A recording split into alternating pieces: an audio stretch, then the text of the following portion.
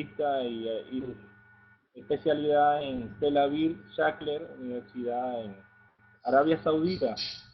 Con ustedes el doctor Juan Manuel Tenorio, espero que sea de gran provecho y disfruten mucho esta charla que es con mucho cariño. Y adelante, doctor Juan Manuel. Muchas gracias, Wilfrido, gracias Johan por su presentación. Quisiera que me den retroalimentación, cómo está el audio. ¿Estamos bien como para arrancar? Perfecto, doctor. Muy bien.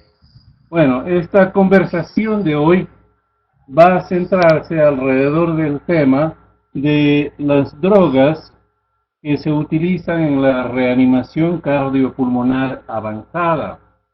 Esta presentación la hemos hecho sobre la base de los muchos años que llevamos recibiendo pacientes en unidades de cuidado intensivo que ya vienen con uno u otro manejo y que desencadenan hacia la necesidad de una reanimación cardiopulmonar hacia una parada cardíaca. La intención entonces es diseminar lo que tenemos de actual sobre el conocimiento que asienta sobre el último ACLS de 2010, en el cual cambian un poco las prioridades. Como podemos ver, el ABC cambió a CAB, sigue siendo el masaje cardíaco, la compresión torácica bien manejada, la primera prioridad en reanimación cardiopulmonar.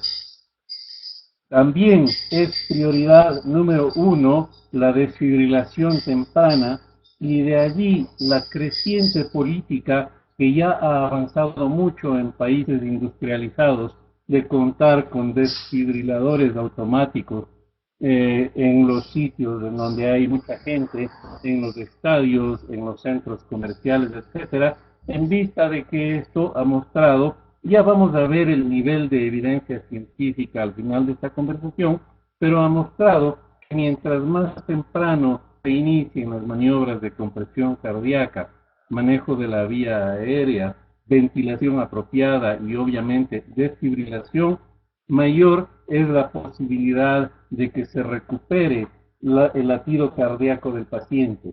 Esto lo observamos cuando la parada cardíaca ocurre en una unidad de cuidados intensivos con el paciente monitorizado. Tan pronto se presenta la parada cardíaca, se identifica el código, que en muchas unidades se llama código azul, pero que puede tener el nombre que usted prefiera ponerle. Esto nos lleva a superar el 90% de efectividad y de reanimación cardiopulmonar. Esto no significa superar el 90% de supervivencia, ya que en muchas ocasiones la patología subyacente que desencadena la parada cardíaca no puede ser superada. Entonces, volvamos. Antes de pensar en las drogas, la primera prioridad es el CAB de la reanimación y la D de la desfibrilación temprana, y luego, para las drogas, buscamos establecer una vía de acceso. En las unidades en donde hay múltiple personal, donde se cuenta con auxiliar de enfermería, enfermera, etcétera, hay que colocar lo más rápido posible la vía de acceso, y cuando ocurre un entorno hospitalario de cuidados intensivos, la vía de acceso ya está presente en el enfermo. Sin embargo, como estamos dirigiéndonos a médicos que están en todos los ámbitos, es necesario recordar las vías de administración de las drogas y medicamentos. Allí, en esta lámina, tenemos enumeradas 5 vías posibles que van desde la periférica, venosa periférica, hasta la intracardíaca, pasando por las que ustedes leen allí, y vamos a ir revisando una por una. Empiezo por la última, la vía intracardíaca. Todavía se publican manuales que sugieren el uso de drogas por vía intracardíaca, pero definitivamente se ha observado que esta es más dañina que beneficiosa. Primero, porque interrumpe la reanimación. ¿Qué ocurre cuando no se reanima rápidamente?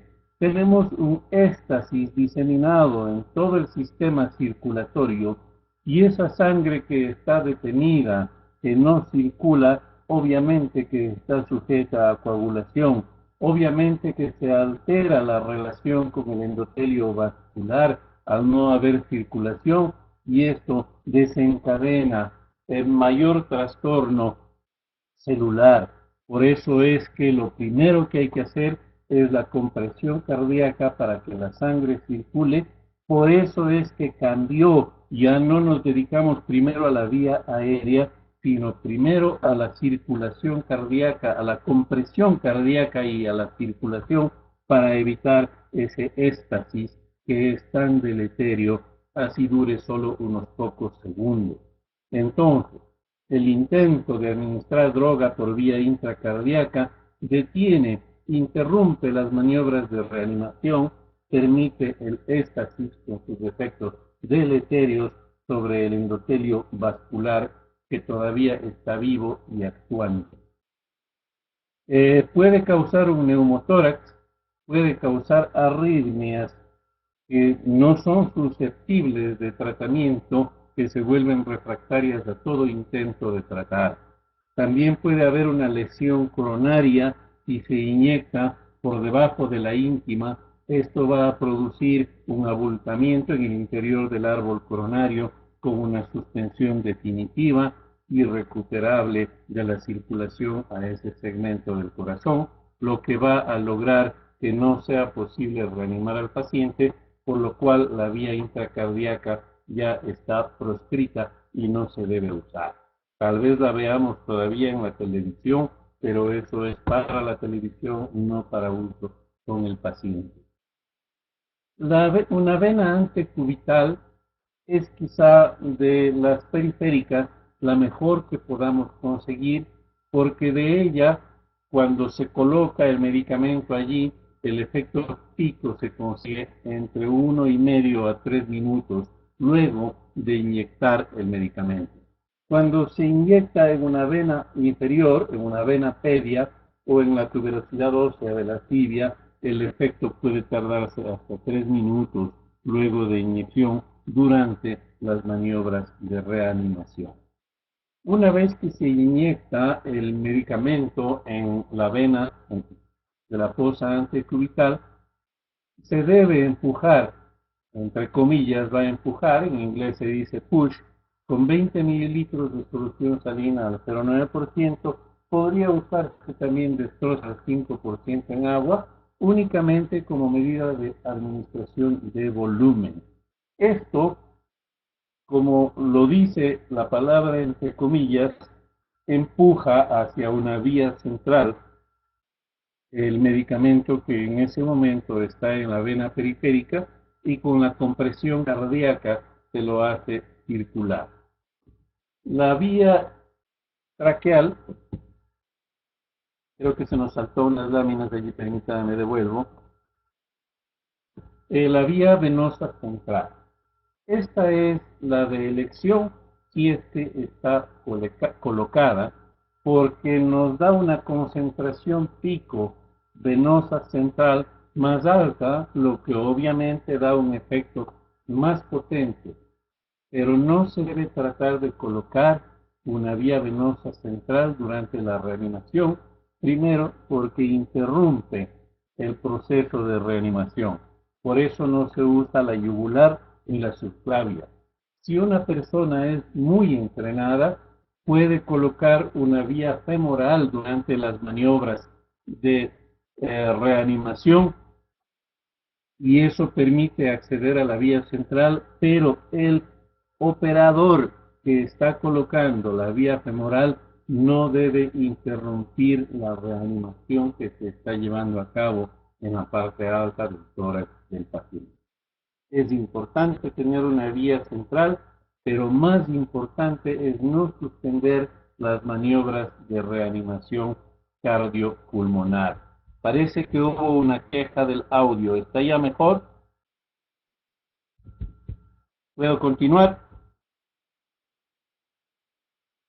Bien. Muy bien.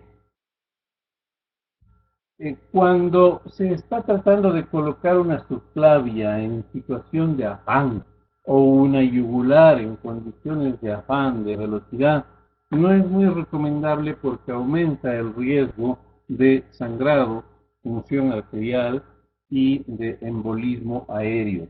Con los nuevos equipos que hay ahora con una aguja muy delgada, el riesgo de embolia aérea cuando se introduce la aguja en una subclavia o en una yugular es menor, pero cuando iniciamos las subclavias, hace 30, 35 años, usábamos un trocar calibre 12, lo cual aumentaba mucho el riesgo de embolia pulmonar.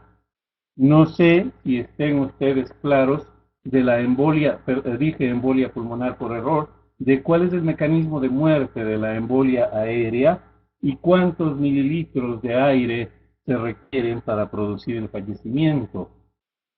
Si alguien me da un número por allí de cuántos mililitros se requieren.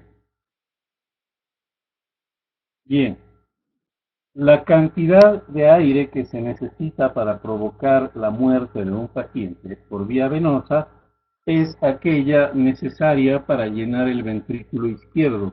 Estamos hablando de un volumen superior a los 70 mililitros. Si el ventrículo izquierdo está lleno de aire, expulsa este aire en ese latido, el aire sale hacia la aorta y la columna de sangre que regresa luego comprime la burbuja grande de aire contra las valvas de la aorta y las introduce hacia las arterias coronarias y ese aire en las arterias coronarias es el embolismo que es mortal. El aire que está circulando por el sistema arterial sistémico, que no incluye coronarias, no tiene mayores complicaciones, no va a producir mayores problemas, pero sí, eh, Enibert Rosario dice 60 centímetros, sí, estamos hablando de 60 centímetros de 70, dependiendo del tamaño de ese ventrículo. Entonces, cuando tenemos una yugular, eh, hemos introducido una aguja en una yugular, una aguja corta y gruesa, o en una subclavia, si el paciente hace una inspiración espontánea, en esa inspiración que introduce aire a los pulmones por las vías aéreas, también introduce aire por la aguja, y esa es la cautela que hay que tener. Ese es el mayor riesgo de embolia pulmonar, de embolia, de embolismo aéreo, que se reduce cuando se usa una aguja de calibre delgado como los actuales. En la siguiente lámina hablamos de la vía traqueal. Desde hace unos 15 años se dice que si es que no tenemos una vía canalizada, la vía endotraqueal pues es mejor que ninguna vía.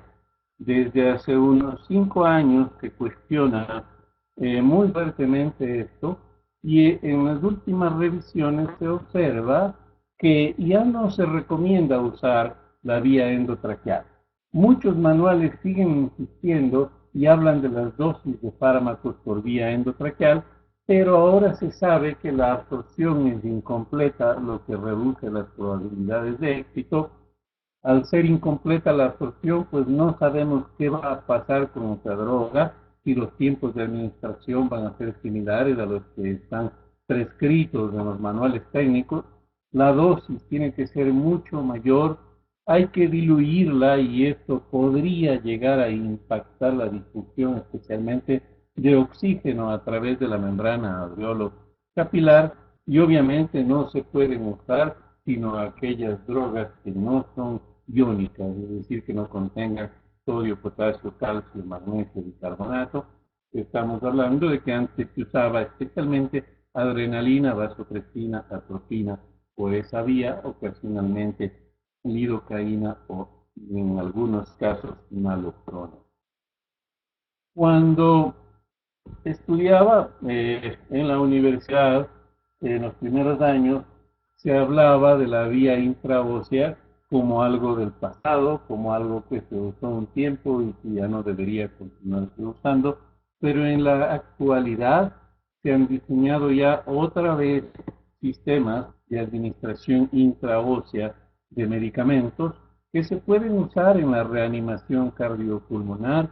Es una técnica muy rápida en la actualidad, ya que muchos dispositivos que se comercializan eh, en la actualidad son como un esferográfico que se oprime el botón y clava la aguja. Claro que la fuerza de compresión es de más de 20 kilos, que hay que hacer fuerza con el dedo o a veces con las dos manos, con la palma de la una mano sobre el pulgar del pen, del lápiz o del esferográfico que introduce el catéter intraóseo.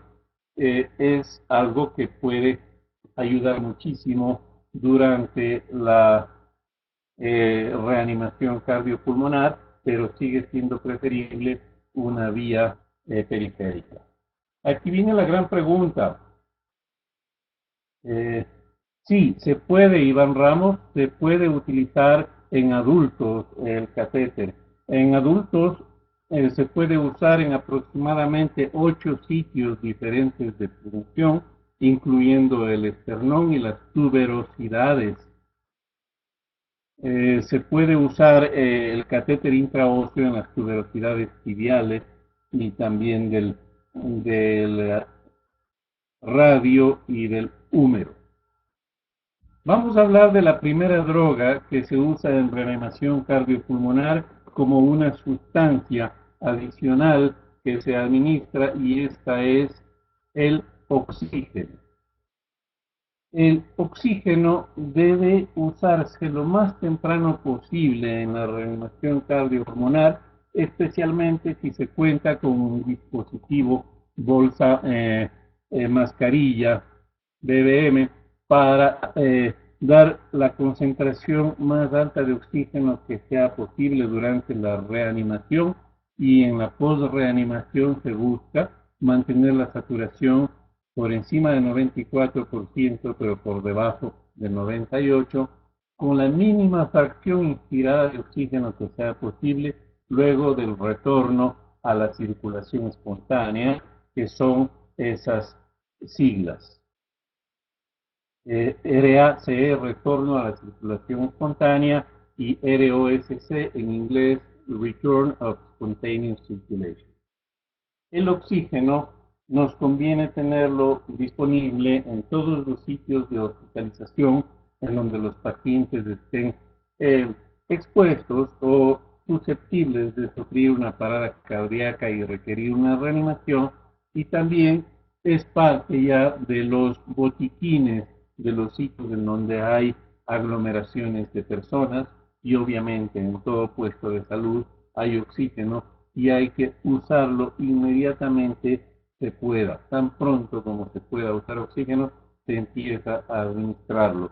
Esto enfatizo porque en algunas ocasiones hemos visto pacientes que llegan con ventilados con el dispositivo bolsa mascarilla y no tienen oxígeno conectado, y esto hace que haya mayor daño en las neuronas que sufrieron una isquemia.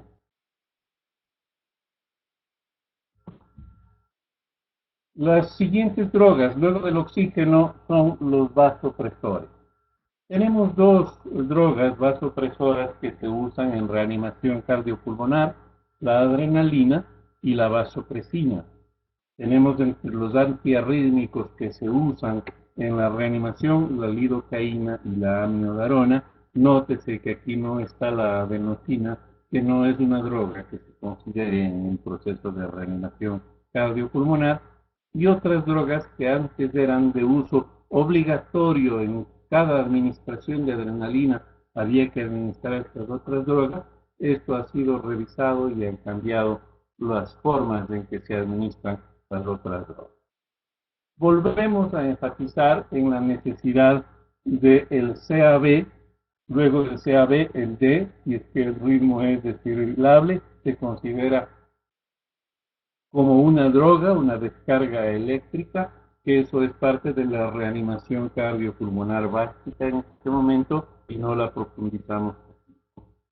vemos que cuando el ritmo es no desfibrilable, como la actividad eléctrica sin pulso y la asistolia, allí usamos adrenalina cada 3 a 5 minutos o una dosis de vasopresina de 40 unidades en vez de las primeras 2 dosis de adrenalina. Si es que no hay resultado con la vasopresina, se vuelve a la adrenalina. Es muy importante mantener las compresiones cardíacas durante todo el tiempo y no dejar pasar más de 5 minutos sin administrar adrenalina. Muchas personas dicen que la adrenalina es para mejorar la contractilidad del miocardio y cosas así, pero en realidad el efecto que buscamos con la adrenalina, que los comento luego, es una vasoconstricción sistémica para redistribuir el flujo hacia el cerebro. En la desfibrilación, si no contamos con un desfibrilador, podemos dar un golpe de puño que tiene alrededor de 25 joules de energía. Se golpea con el dorso de la mano cerrada en un puño desde una distancia de 25 a 30 centímetros, un solo golpe seco en el esternón. Este golpe se puede usar en el inicio de una fibrilación ventricular presenciada por el operador. Se ve que inicia una fibrilación y puede administrar el golpe inmediatamente que se está poniendo en posición de administrar masaje cardíaco y de que se acerquen con el desfibrilador. Se ve que este golpe puede revertir una fibrilación. Antes se hablaba de la tos, el mecanismo de la tos, que algunos piensan que es un mito urbano, pero lo hemos observado en pacientes monitorizados. Hemos visto en pacientes monitorizados que la tos puede reiniciar el ritmo cardíaco, especialmente en pacientes con toxemias severas luego de quemaduras. El golpe precordial también puede servir de marcapaso en algunos casos, pero en la reanimación cardiopulmonar hay que ir directo en la forma más rápida a la desfibrilación eléctrica sincronizada con una dosis. Yo suelo empezar de una vez con 300 joules. En la desfibrilación es fundamental un buen aislamiento. Saludos a quienes están uniéndose.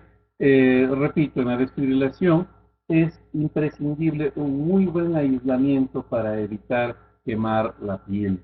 Cuando el paciente de reanimación 2-3 días después conversa con nosotros y nos muestra las heridas por quemadura en la cara anterior del tórax y manifiesta el dolor intenso que esto produce, nos recuerda siempre que debemos procurar colocar suficiente gel para aislar la piel y evitar la quemadura. También puede ayudar una compresa mojada en solución salina para reducir la posibilidad de quemadura, con el problema de que la solución salina se corre y puede servir de contacto para transmitir energía a alguien que inadvertidamente toque la camilla. Están preguntando por analgesia. El doctor Ramos, en este momento no vamos a tocar la analgesia, y si les duele luego se aplica analgesia cuando se haya terminado la reanimación y esta ha sido exitosa. De momento nos vamos a concentrar en la reanimación. Ahora hablemos de adrenalina, que ya toqué un poco antes. Lo que nos interesa más que nada es el efecto alfa vasoconstrictor. El efecto beta 1 de aumento de fuerza y frecuencia de contracción miocárdica suena interesante de leerlo allí, pero recordemos que el corazón está en asistolia o está en fibrilación y que no está ejerciendo ninguna fuerza y no tiene tampoco frecuencia, entonces este efecto se pierde. El efecto broncodilatador podríamos considerarlo, pero lo que nos interesa y la razón por la que se administra adrenalina es por el efecto vasoconstrictor, lo que logra que suba la presión central, la presión aórtica, al tiempo que reduce el flujo sanguíneo hacia la musculatura lisa, hacia la musculatura estriada y hacia las vísceras como hígado, páncreas. Abre las coronarias y mejora la circulación coronaria, la adrenalina, porque los vasos coronarios tienen receptores beta 2, carecen de receptores alfa 1, que son los que están en la circulación periférica. También el cerebro carece de receptores alfa 1, por lo que ante la dosis alta de adrenalina y en la hipoxia, pues abre las arterias para poder hacer que circule la sangre por allí, mientras la adrenalina depriva, suspende, reduce la circulación al sistema esplácnico y al músculo estriado. Hace que el trabajo miocárdico sea más difícil. Si el corazón estuviera latiendo, lo haría como latir contra una pared de cemento por las resistencias vasculares sistémicas que suben muy rápidamente. Este aumento de la presión puede reducir la perfusión subendocárdica del miocardio, y esto más que nada es lo que predispone a la aparición de arritmias, aunque también sensibiliza el sistema de conducción eléctrica intracardíaca. Será 1 miligramo. Yo prefiero usarlo directamente sin diluir cuando hago una reanimación, y luego le empujo con 20 mililitros de solución salina, pero muchos autores mezclan 1 miligramo en 10 mililitros de solución salina. ¿Por qué la doy sin diluir? Porque la concentración pico que se va a alcanzar luego de empujarle con la solución salina al bolo de adrenalina que di va a ser mayor a nivel central, que es a donde quiero que llegue. Si ya le administro prediluida, es mi percepción que podría disminuir la efectividad de esa dosis, de ese bolo que estoy administrando. Entonces recordemos, la adrenalina hay que darle cada 3 minutos, porque su vida media es de 3 a 5 minutos, es directamente metabolizada en cada una de las células en donde ejerce su efecto y desaparece su acción. Entonces necesitamos dar otra dosis. ¿Qué ocurre cuando no damos adrenalina cada 3 a 5 minutos? Pues que el masaje cardíaco que estamos dando va a beneficiar los muslos, las rodillas, el intestino, y no lo que nos interesa, que es el cerebro. Entonces, recordemos que el masaje cardíaco tiene que ir acompañado de adrenalina para mejorar su efectividad. Sin embargo, ahora sí puedo decir, es preferible el masaje cardíaco sin adrenalina antes que ponerme a canalizar una vía, no dar masaje cardíaco y tener adrenalina sin masaje cardíaco. La adrenalina sin masaje cardíaco, sin compresión cardíaca, no tiene efecto alguno sobre esa víctima del paro cardiorrespiratorio. También la adrenalina mejora la capacidad de desfibrilación, y es por eso que muchos autores dicen que hay que empezar con 160. Sin embargo, cuando hay fibrilación, yo prefiero usar un reordenamiento directo de la actividad eléctrica del corazón con al menos 260 joules. Las dosis máximas de adrenalina pues se han llegado a usar hasta 10 miligramos de adrenalina en un solo bolo, pero estas son medidas que van más allá de lo heroico, que a veces ya no tienen ningún resultado. En lo que se ha visto resultados es con 2 y hasta con 4 ampollas de adrenalina en una sola dosis, ayuda a mejorar la reanimación. Recordemos que el paciente muchas veces, no siempre, está inconsciente durante las maniobras de reanimación. Algunas veces me ha tocado reanimar pacientes conscientes que han estado mirándome a los ojos mientras están falleciendo.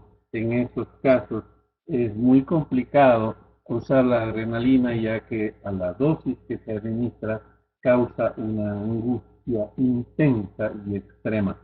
Recordemos que la adrenalina es una hormona que se produce en nuestro organismo por activación a través de acetilcolina y lanza un chorro de adrenalina en las suprarrenales y de norepinefrina en el locus ceruleus, y es el mismo efecto que producía en el hombre de las cavernas la vista del tigre dientes de sable que le atacaba.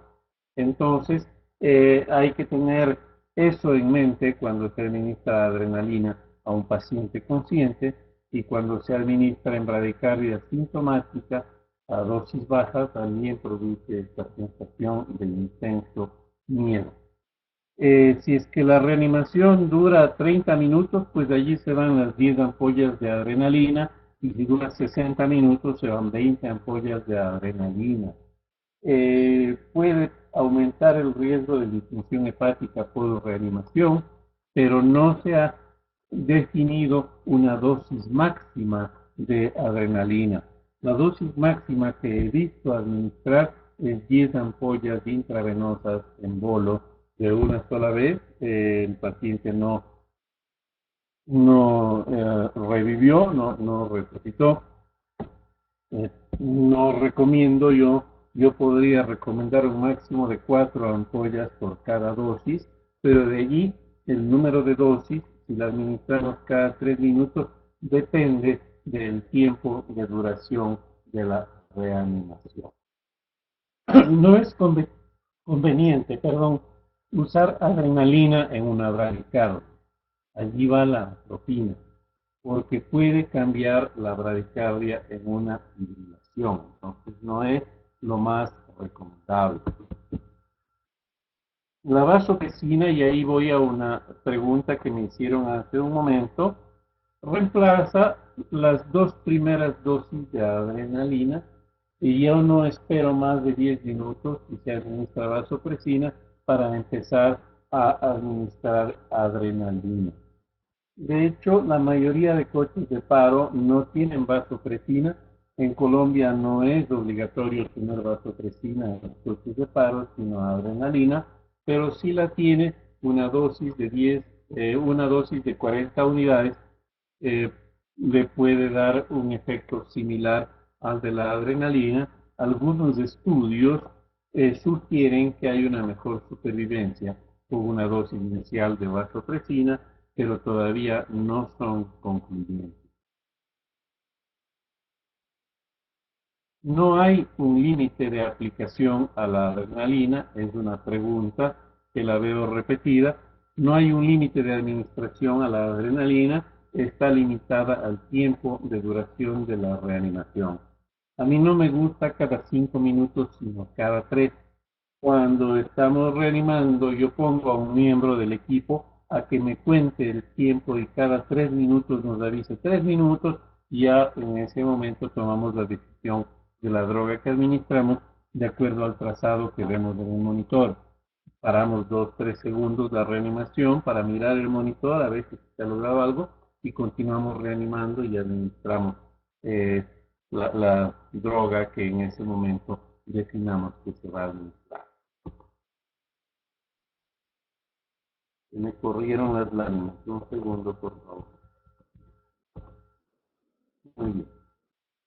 Por eso es que yo considero al tiempo una de las drogas que hay que administrar con precisión durante la reanimación cardiopulmonar. Todos los medicamentos que se administran en la reanimación, especialmente la adrenalina, deben ir medidos con el tiempo de maniobras de reanimación. Por eso yo les repito, asigno a alguien que cuente los minutos, y eso me sirve más que nada para administrar adrenalina, y que me cuente de 3 en 3 los minutos, y eso me lleva 10, 12, 15 ampollas de acuerdo a la edad del paciente, a la recuperabilidad, a la causa de la parada cardíaca, a si el paciente va a ser recuperable y justifica el combate que se le está haciendo. Pero recordemos que El retardo en la compresión torácica reduce el éxito. También el retardo en la administración de la dosis de adrenalina reduce el éxito. Por eso es importante hacer ensayos. Si no tienen con frecuencia episodios de reanimación cardiopulmonar en sus unidades, es apropiado hacer un ensayo, si quiere con una almohada, que le pone usted el paro y activa a todo el equipo para que sincronice, para que lleve el tiempo y así todo el equipo se desarrolla, se entrena y esto aumenta las posibilidades de éxito. Antes se decía que la atropina se debía dar conjuntamente con la adrenalina y esto fisiológicamente nunca tuvo sustento. Ya ahora, finalmente, ya se definió que la atropina ya no se usa cuando hay asistolia o cuando hay actividad eléctrica simple. Únicamente se usa cuando hay bradicardia con pulso perceptible debido al aumento del tono vagal que suele haber luego de la reanimación cardiopulmonar, debido a la hipoxia, que a su vez causa isquemia en el nodo sinusal, lo bloquea y queda activo únicamente el sino atrial o solamente las fibras de Purkinje. En ese caso de bradicardia, la atropina tiene gran utilidad y se observa rápidamente un incremento de la frecuencia cardíaca luego de la primera dosis de atropina, pero yo no le doy antes de ver una frecuencia cardíaca con pulso perceptible.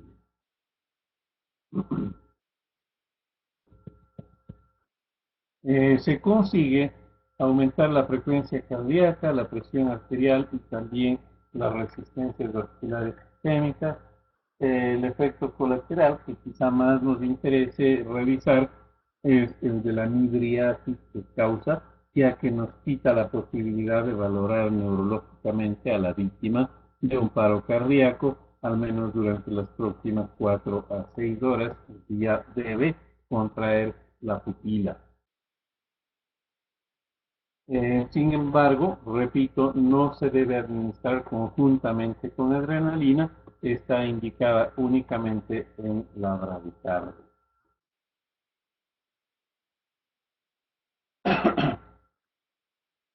Los antiarrítmicos. Aquí tenemos el toxilato de bretilio, es el primero que toco porque es el que menos se ha usado, casi nunca está disponible y nunca mostró ser mejor en su tiempo que la lidocaína. La lidocaína, 1.5 miligramos por kilo de peso, una dosis, es una droga bastante eficaz y la amiodarona también ha demostrado mucha eficacia. Hay que administrarla en un bolo rápido diluido por vía periférica si no tenemos más. Me gusta más la lidocaína cuando tengo vía periférica, la amiodarona cuando tenga vía central. La amiodarona la diluye en dextrosa al 5% en agua porque cuando le diluye en solución salina, esta va a precipitar y no va a tener efectividad. Entonces, 150 miligramos de amiodarona diluidas en 100 mililitros de dextrosa al 5% en agua por vía venosa, preferiblemente central. Se puede dar una segunda dosis de 150 ya un poco más lenta, a 10 en unos 10 minutos de tiempo y a lo largo de las primeras 24 horas, si es que hay posibilidades de recidiva de la fibrilación, se usa hasta 2.2 gramos de amiodarona por vía venosa, preferiblemente central, por la alta toxicidad endotelial vascular que tiene y la flebitis que suele presentar el paciente con amiodarona. Una paciente gestante, recordemos, la amiodarona es una droga que se acumula en el sistema retículo endotelial durante mucho tiempo la lidocaína no se acumula en el sistema reticuloendotelial, una vida media mucho más corta. Entonces, en una paciente gestante es preferible usar lidocaína desde mi punto de vista más que amiodarona. Recordemos que la molécula componente de la amiodarona es el yodo. Tiene una altísima dosis de yodo que podría afectar en el funcionamiento tiroideo del producto. Entonces es preferible no usarla por vía en la paciente gestante, sino lidocaína. En comparación con la lidocaína, aumenta la supervivencia a corto plazo. La amiodarona se comporta como un antiarrítmico clase 3 porque actúa al igual que la lidocaína en los canales de sodio, pero adicionalmente actúa en las otras fases del potencial de membrana miocárdico, no solamente en la tercera fase del potencial de membrana. Se usa únicamente en la fibrilación ventricular y en la taquicardia ventricular. La dosis se puede repetir cada 10 minutos, pero suele producir hipotensión muy importante cuando se le da más de 3 dosis seguidas. A Lady Diana se diluye 150 miligramos de amiodarona en 100 mililitros de dextrosa al 5% en agua y se le administra en bolo. La segunda dosis de 150 miligramos es preferible administrarla de forma más lenta y vigilando la presión arterial porque puede dar hipotensión y puede dar bradicardia.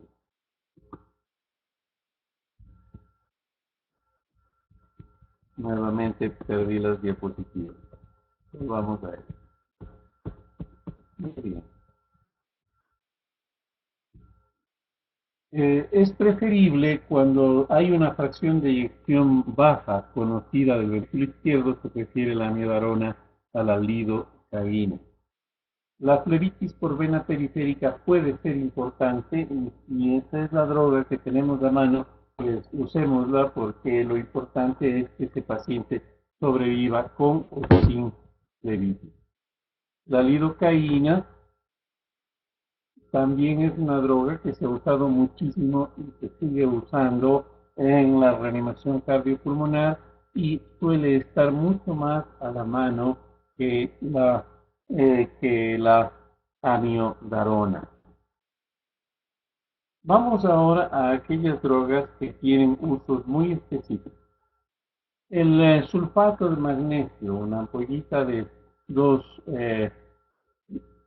mililitros, de 10 mililitros con 2 gramos de sulfato de magnesio, se puede administrar únicamente cuando se observan torcida de puntas en el monitor. Son aquellos episodios de fibrilación que empiezan con complejos pequeños que se ensanchan y luego vuelven a encogerse con la taquicardia ventricular helicoidal.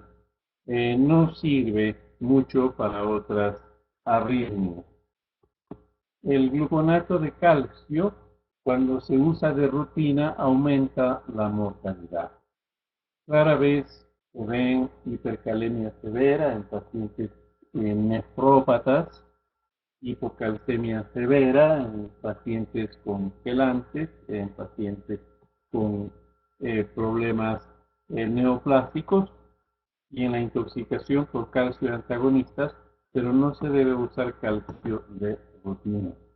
Finalmente, el bicarbonato ya no se usa en reanimación cardiopulmonar para nada. Antes se usaba de rutina el bicarbonato cada 5 minutos, considerando que habría una acidosis metabólica, pero ya hacia los años 85 ya se decía que el bicarbonato CO3 se desdoblaba en CO2 y sodio, y ese CO2 aumentaba la acidosis intracelular preexistente, y en lo posterior se demostró que el bicarbonato es más tóxico que efectivo durante la reanimación cardiopulmonar. La acidosis de la del paro cardíaco se trata con masaje cardíaco. Eso es lo que reduce la acidosis en la reanimación cardiopulmonar y el bicarbonato casi que no tiene utilidad. Algo que hace el bicarbonato es inactivar las catecolaminas, o sea, yo le doy adrenalina al paciente, le pongo una ampolla de bicarbonato y elimino la adrenalina. Para dosis pediátrica se usa también, en dosis por kilo de peso como está indicado. El bicarbonato también hace que la hemoglobina se sujete al oxígeno y disminuye el suministro de oxígeno hacia las células por desviación de la curva de disociación. Produce una carga osmótica, recordemos que el sodio es extracelular, el potasio es intracelular y la célula mantiene grandes cantidades de gasto energético para conservar ese diferencial, ese potencial de membrana. Si es que le damos una dosis más alta en bolo de sodio, en forma de bicarbonato de sodio, este va a querer meterse en la célula y aumenta el consumo energético. Es también inotrópico negativo en el miocardio isquémico. Hasta allí con la mayoría de drogas. Ahora vamos a tocar un tema muy importante que es el de reanimación hídrica. Esta parte la incluí aquí porque yo veo muchos pacientes que llegan a nuestra unidad o a nuestras unidades de cuidados intensivos hipotensos y con goteo de dopamina, de noradrenalina y de quién sabe qué otras cosas más, dobutamina, a goteo, los recibo, los examino, veo que los globos oculares están laxos, a veces hay hasta signo del pliegue, les quito todas esas drogas, les empiezo a colocar solución salina y los pacientes milagrosamente recuperan la presión arterial. Y eso es la razón por la que incluyo este recordatorio de manejo de líquidos y electrolitos. Recordemos que un adulto, el 40% del cuerpo es sólido y el 60% es líquido. Entonces, si pesa 80 kilos, esa persona tendrá 50 litros de líquido en total en su cuerpo. De esos 50 litros, el 40% es extracelular y el 60% es intracelular. De eso, 30 litros son intracelulares, 15 líquidos intersticiales y 5 están dentro del torrente sanguíneo, son intravenosos, por decir así. Para lograr expandir el volumen, aquí vemos que si el sodio es extracelular y el potasio es intracelular, aquí entre el líquido intersticial y el intravenoso es donde va a estar el sodio y acá en el intracelular es donde va a estar el potasio. Si yo administro destroza al 5% en agua, este se va a distribuir muy poquito en el intravenoso, que es el que quiero expandir, una gran cantidad va a estar en el intersticio y la mayor parte se va a ir al espacio intracelular porque el agua se distribuye de forma uniforme. Si es que administro solución salina, ya no va a entrar al espacio intracelular esta agua en primer momento, sino va a estar más que nada en el espacio extracelular y el 25% de lo que administre va a irse al intravenoso mientras el resto va al intersticial. Eso hace que por cada litro de solución salina que administre, recupero groseramente 250 mililitros de líquido en el espacio intravascular. Es decir, si una persona sangró 1000 centímetros cúbicos, necesitaré 4 litros de solución salina para reemplazar ese litro en volumen, en términos groseros. Los coloides se están usando ahora a nivel militar por la facilidad de transporte. porque en lugar de administrar los 4 litros de solución salina o de solución Harman o lactato Ringer para recuperar el 1 litro en el intravascular, con 1 litro de coloide hago el mismo efecto en el intravascular, pero eso causará luego otros problemas que no conviene tocar en este contexto, pero que en el campo de batalla o a donde tiene que llegar el socorrista para administrar líquidos, pues es mucho más fácil cargar 1 litro que cargar 4. En otras medidas que hay que tomar, la hipoglicemia aumenta la mortalidad, la hiperglicemia aumenta el daño neurológico, por lo que hay que buscar tener una euglicemia. Los anticonvulsivos en una época se administraba difenil y vantoína desde el principio, también por su efecto antiarrítmico, pero ahora ya no se usa. La naloxona se usa únicamente cuando hay parada cardiorrespiratoria por opiáceos. La presión arterial que buscamos tener con el paciente es aquella que produce un gasto urinario de 1 mililitro por kilo por hora. Se usa ya desde hace unos años la hipotermia terapéutica porque logra reducir el consumo de oxígeno cerebral por cada grado por debajo del 36%, se reduce un 6%. Lo mínimo que hay que reducir la temperatura del paciente es a 32 grados y no más de 24 horas. Esto hace que las membranas intracelulares reduzcan la exposición a las endocitoxinas. La reanimación cardiopulmonar en niños se estará manejando en otra conferencia. No vamos a tocar mucho este tema, primero porque yo no manejo reanimación en pediatría para nada, únicamente reanimación en adultos, que es donde yo me desenvuelvo. Gracias por la pregunta, sin embargo, porque me tocó ponerme a estudiar para poderle contestar. La hipotensión permisiva solo está sustentada en la diuresis. Si hay buena diuresis, quiere decir que la presión de perfusión tisular parece ser apropiada. No garantizamos que sea apropiada porque no sabremos si después de la isquemia hay o no un aumento de la presión intracraneana. Entonces, la hipotensión no debe ser tan baja como para reducir la diuresis por debajo de 1 mililitro por kilogramo de peso por hora. Luego del paro cardíaco, ¿qué podemos esperar? Lesión cerebral.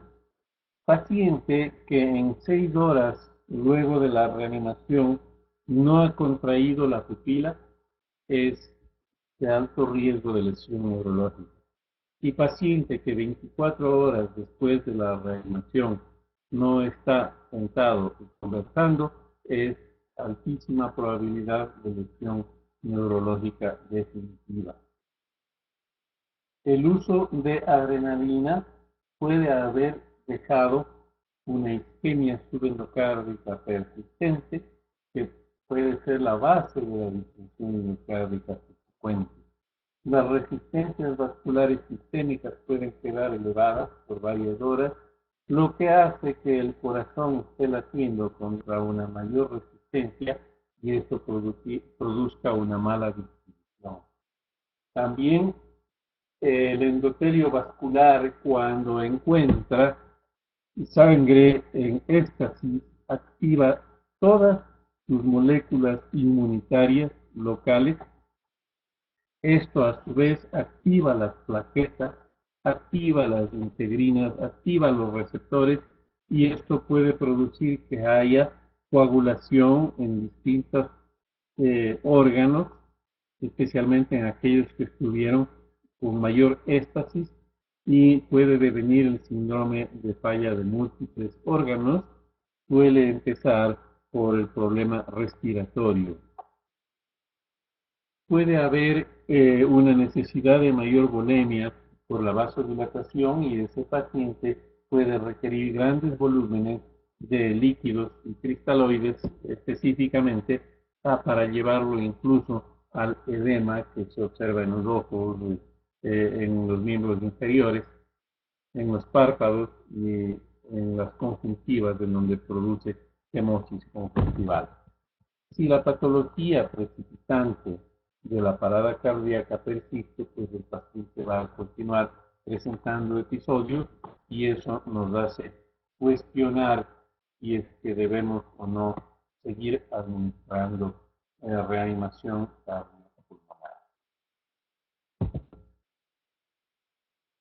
Aquí tocamos muy superficialmente drogas que se usan luego de la reanimación para mantener la presión arterial, la función glomerular, etcétera.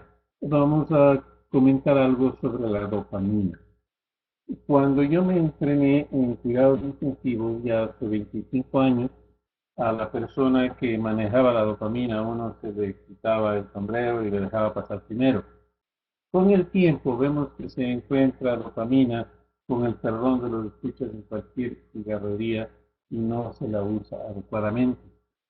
Ya la dopamina sabemos que, por ejemplo, aumenta la translocación bacteriana en el intestino, aumenta el requerimiento de oxígeno por los glomérulos, por lo que en dosis diurética ya no se recomienda porque aumenta el daño renal. La dosis que se usa es para mantener un gasto cardíaco adecuado cuando hay buen volumen circulante.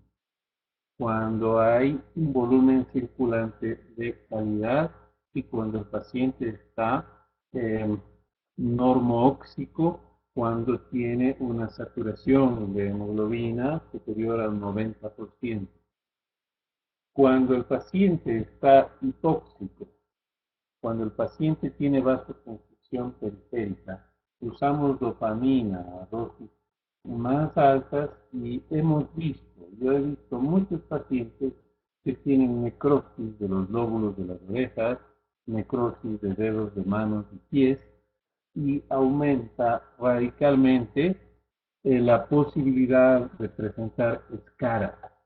Cuando se usa dopamina a dosis vasoconstrictoras, en lugar de cambiar de posición cada 2 horas al paciente en coma, se le debe cambiar cada 45 minutos a cada hora, porque si no aparecen escaras muy rápidamente. En un paciente oligúrico, primero revisemos el volumen y primero líquidos endovenosos, como escribe el doctor Padilla. Nunca inicie dopamina en un paciente que podría estar hipovolémico. Volvemos al examen físico fundamental. Toquemos el globo ocular. Si es que este está laxo, ese paciente está hipovolémico. Miremos la piel, miremos las mucosas. Si el paciente tiene mucosas secas, ese paciente está hipovolémico. Si va a iniciar dopamina, yo recomiendo, si es que no tenemos una falla cardíaca establecida, recomiendo iniciar luego de unos 2.000 centímetros cúbicos intravenosos de solución salina, administrados en bolos de entre 200 a 500. Administro 200 mililitros y vuelvo a medir la presión y así sigo aumentando los líquidos y muchas veces solamente con los líquidos la presión arterial remonta y no requiere usar dopamina. Recordemos que el choque séptico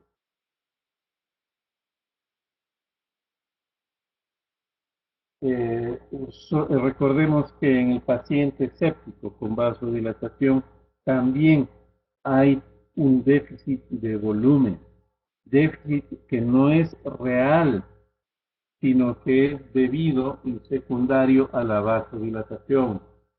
Ese también se beneficia del uso de un volumen adicional, luego de lo cual puede empezar a producir vasoconstricción. Las dos renales ya no se usan Cuando se llega a dar a una dosis de 3 microgramos por kilo de peso, de ahí se puede retirar directamente, porque estamos usando dopamina para aumentar el gasto cardíaco, aumentar la frecuencia cardíaca, la presión arterial, las resistencias vasculares sistémicas, a una dosis entre 3 y 10 microgramos, que me da una dosis beta 1 agonista. Voy retirando progresivamente la dopamina. Algunos dicen destetando, que viene de la traducción del inglés weaning, que quiere decir destete, el retiro progresivo de la dopamina. Llego a 3 microgramos y listo, con eso le retiro, porque si es que le mantengo, la reducción progresiva le va para 2.5, luego le va para 2, empiezo a hacer que orine más el paciente, le empiezo a hacer que orine más el paciente y le bajo la presión. No me interesa eso, llego a 3 y le retiro. Si paso de 10 a 15, ya esa es una dosis muy alta que produce vasoconstricción periférica, necrosis glomerular, entonces son dosis con las que debo tener cierta cautela. Esto es ya la penúltima diapositiva, con estos últimos minutos de conferencia. Ninguna evidencia científica de clase 1 se ha logrado conseguir a lo largo de la historia de la reanimación cardiopulmonar, empezando desde la primera indicación de hace muchos siglos de insuflar humo de tabaco por el recto del paciente. Eso fue hace muchos siglos que dijeron eso, hasta las medidas actuales. Ninguna tiene evidencia clase 1. Clase 1A, que sea probablemente útil, que se ha visto que es bueno, es la desfibrilación en taquicardia ventricular y en taquicardia supraventricular. Posiblemente útil, un efecto regular, son todas las drogas, excepto adrenalina y vasopresina, cuya clase no ha sido indeterminada. Clase 3, perjudicial en el manejo de la reanimación cardiopulmonar. Definitivamente malo, ya está clasificado el bicarbonato. Esto quiere decir que vamos a seguir trabajando, a seguir estudiando, a continuar investigando, y que lo más importante en reanimación cardiopulmonar es la prevención de todo aquello que pueda ocasionar una parada cardiorrespiratoria. Les agradezco infinitamente su atención. Ha sido un honor participar en esta primera sesión de las conferencias de Harvard y de Educación Global. Me siento muy orgulloso de haber participado con ustedes y a sus órdenes para contestar preguntas.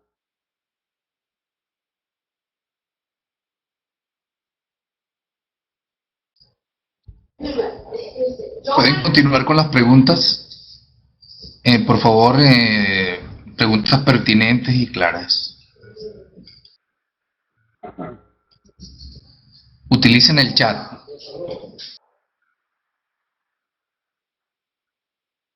Voy a agrandar mi chat para ver si es que logro contestarles bien.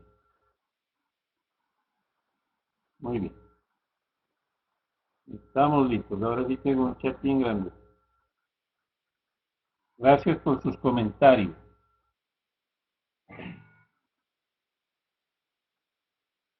El Hemacel en reanimación. El Hemacel no se usa mucho en reanimación cardiopulmonar. Recordemos que tiene un efecto sobre la coagulación. El manitol tampoco se lo usa en reanimación cardiopulmonar. Recordemos su efecto diurético. Son expansores de volumen que no son tan útiles como los cristaloides. Yo incluí esa lámina sobre cristaloides. Tengo que administrar 1000 centímetros cúbicos de solución salina. Eso me va a dar 250 mililitros de expansión de volumen y prácticamente con cero toxicidad. En segundo lugar, hay una pregunta sobre lidocaína 1.5 miligramos por kilo de peso. Yo uso 4 mililitros de solución de lidocaína al 2% en bolo intravenoso. Respecto del levosimendan, el levosimendan es sensibilizador al calcio, se usa más para insuficiencia cardíaca. Milrinone en reanimación no tienen ninguno de los dos cabida. La lidocaína no se diluye, se administra en bolo directamente. En caso de paciente con ritmo desfibrilable y despierto, lo ideal es usar, no suele haber fenobarbital, que es de los mejores que se pueden usar como protección cerebral, como analgésico, como hipnótico en el paciente despierto. Y es que usted espera 30 segundos de su paciente despierto con ritmo desfibrilable, ya va a estar inconsciente. El golpe en el pecho podría revertir la fibrilación en un paciente con ritmo desfibrilable. Cualquier analgésico que usted quiera dar va a tardarse más en hacer efecto que en lo que va a sobrevenir el paro. En obesos, pues es la misma situación, únicamente es más pesado y más difícil, pero como la adrenalina no va a distribuirse en el tejido graso, pues se administra en las mismas dosis porque la queremos directo en el sistema, en el endotelio vascular. En pacientes con bloqueo auriculoventricular de tercer grado, sin marcapaso, sí se puede usar atropina a goteo entre 1 a 5 miligramos por hora diluidos en 100 mililitros de solución salina. Con una bomba de infusión se le va administrando, aumentando o reduciendo la dosis. Nosotros hemos logrado mantener en unidades que no cuentan con posibilidades de colocar un marcapaso, porque están ocupados todos los aparatos. Hemos logrado mantener varios días pacientes únicamente con atropina. El metoprolol endovenoso pues no tiene que ver en la parada cardíaca, se usa en el infarto agudo de miocardio, 5 miligramos, hay que administrarlo por vía venosa muy lenta, preferible por la enfermera jefe o por el médico, y vigilando el monitor porque puede revertir la taquicardia luego del infarto de miocardio en 1, 2 o 3 minutos. Yo hago administrar por la enfermera a 1 miligramo por minuto intravenoso, muy lento, diluido en 10 mililitros la ampolla de 5 miligramos, mirando el monitor. Veo que la frecuencia baja y hago que se detenga, veo que la frecuencia sube y administro el metoprolol. Algunos estudios han mejorado mejora de la sobrevida con el metoprolol. Eso metoprolol, a ver. La dosis en pacientes con taquicardia, la cardioversión solo se hace en la fibrilación ventricular, en la taquicardia supraventricular sin pulso. Usted puede usar metoprolol para una taquicardia que no requiera cardioversión.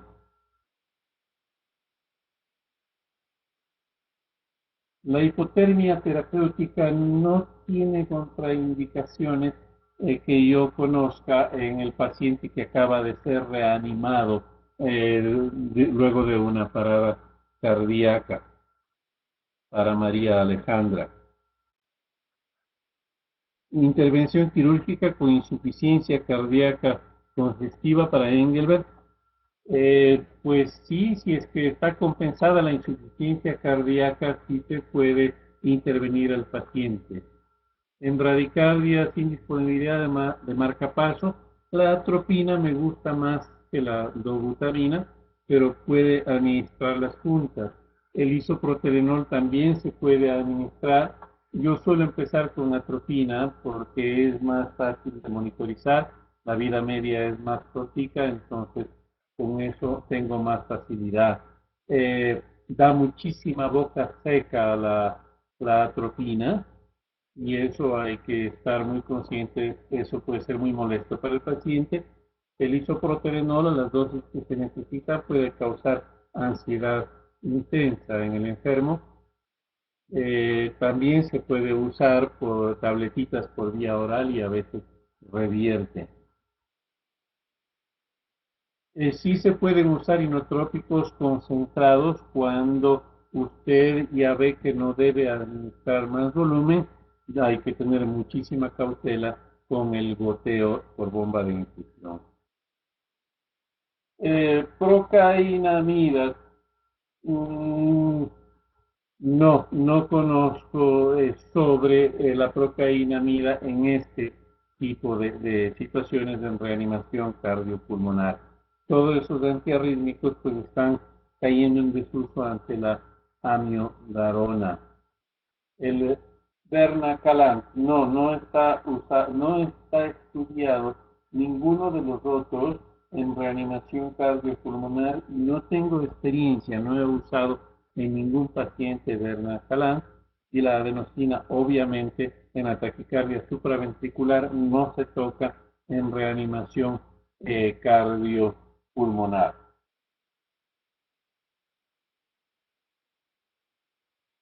Anticoagulantes post-reanimación.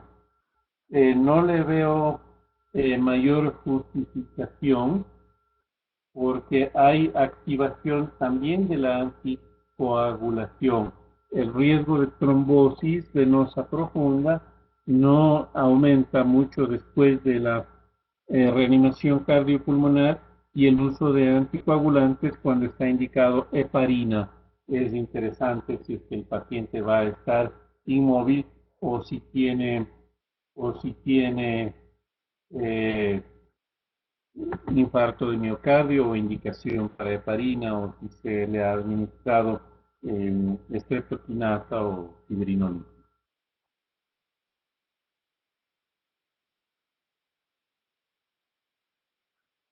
Exactamente, Lina, así es. Y gracias, María Alejandra, por la precisión. No me vino a la mente la indicación de Bernacanal.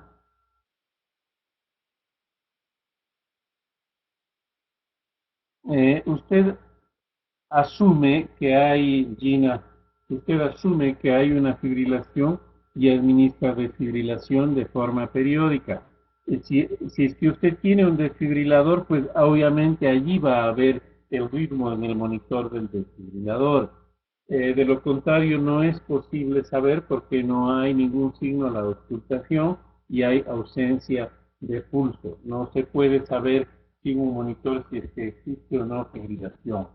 Un electrocardiógrafo puede servirle para monitorizar por segundos al paciente. Si usted cuenta con un electrocardiógrafo, le conecta el electrocardiógrafo en las derivaciones de miembros y con eso eh, puede monitorizar. Algo que veo interesante para el rural colombiano, para Lina, el oxímetro de pulso, ese es el nombre. Yo oigo que le llaman saturador, no es un saturador, es un oxímetro de pulso, lo inventaron los judíos en el Instituto Weizmann en Israel. Ese ahora cuesta 140.000 pesos un portátil y colocado eso en el dedo del paciente nos puede guiar para verificar si hay o no pulso y para ver la saturación de oxígeno. Eso nos ayuda a monitorizar al paciente durante la reanimación. Las 5H. Durante la realmente las 5H tienen que ver para verificar las 5H y las 5T para verificar las posibles causas de persistencia de la parada cardíaca, que hablamos de la hipotensión, la hipovolemia, la hipoxia y las pestes del taponamiento cardíaco, el tension neumotórax y demás, sí son muy importantes, Lina. Son muy importantes las 5H y 5T para considerar qué es lo que impide que el paciente sea reanimado.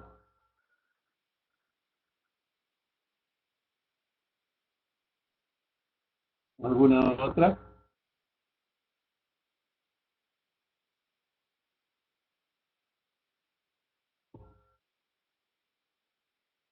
Gracias a ustedes por No sus puedo preguntas. Parece magnífico.